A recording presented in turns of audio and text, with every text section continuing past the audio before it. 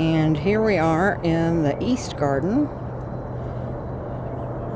Wildflowers looking good. Some mint back there. A rose has buds on it, and I expect that to bloom pretty shortly. Now for me, a garden's not a garden without annual geraniums. And that fuchsia has held up really well through some fairly cool nights.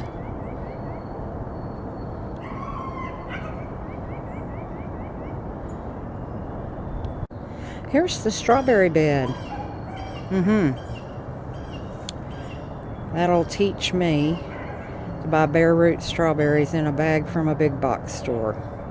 Got a refund on all of them yesterday. More geraniums.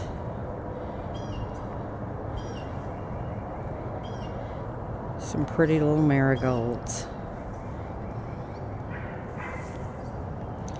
This year, I'm doing tomatoes in buckets.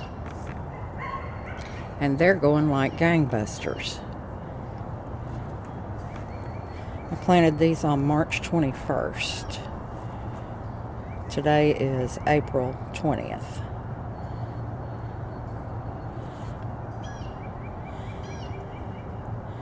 That container is going to have a few cucumber plants in it, which then I'm going to let crawl up that little string lattice. We're in the west shade garden now. These are the foxgloves that I planted from seed last year, and I think they're fixing to be beautiful. My beloved Japanese painted ferns.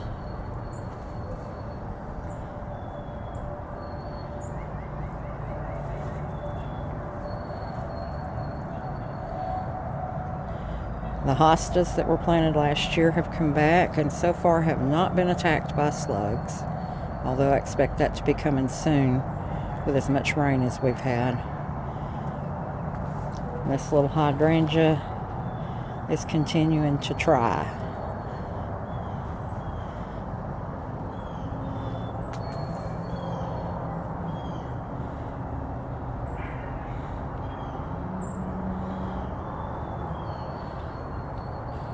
The snapdragons in the window box overwintered, so I'm going to let them have a go at it.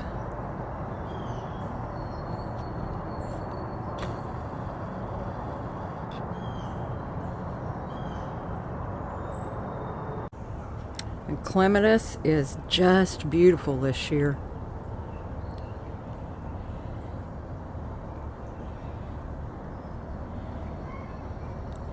Have coneflowers and daylilies repeating in this little bed, along with lavender that got a little bit beat up in the rain last night, but all the lavender's getting ready to bloom, including these new plants that I just put in. Parsley that overwintered. I didn't realize it would do that. I know it's a biennial, so I'm expecting it to bolt pretty soon. Out of all the iris that I planted in this barrel, we've only got blooms on one, so I'm not sure what's going on there. And for the second year in a row, I'm going to say that if you are local and you would like some lemon balm, please come dig up as much as you would like.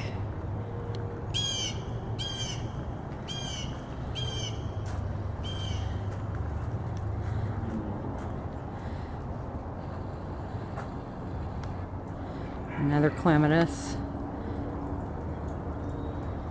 I'm just fascinated with these vines. My grandmother always told me the way you grow clematis is heads in the sun, feet in the shade.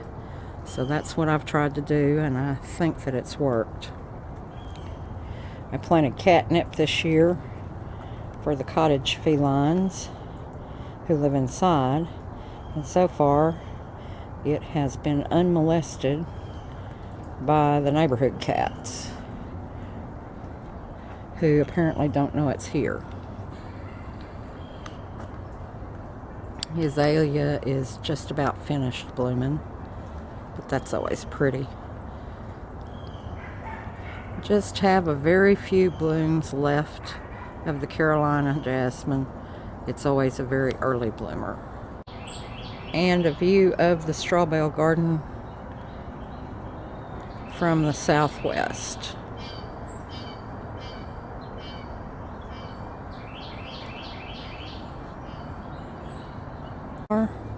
Here we are in the straw bale garden. This was the first bale that was conditioned and planted. Spinach looks like it's struggling, but the lettuce is coming along. These bales right here along the back will have melons in them. And these bales right here will be summer squash. Radishes in this window box are looking nice. When they come out, we'll either go in with some more lettuce or some marigolds. I potted up tomatoes. This is Peron, which is a semi-determinate tomato. Grew all the tomatoes from seeds. Starting here, we've got Bradley, 2 Brandywines,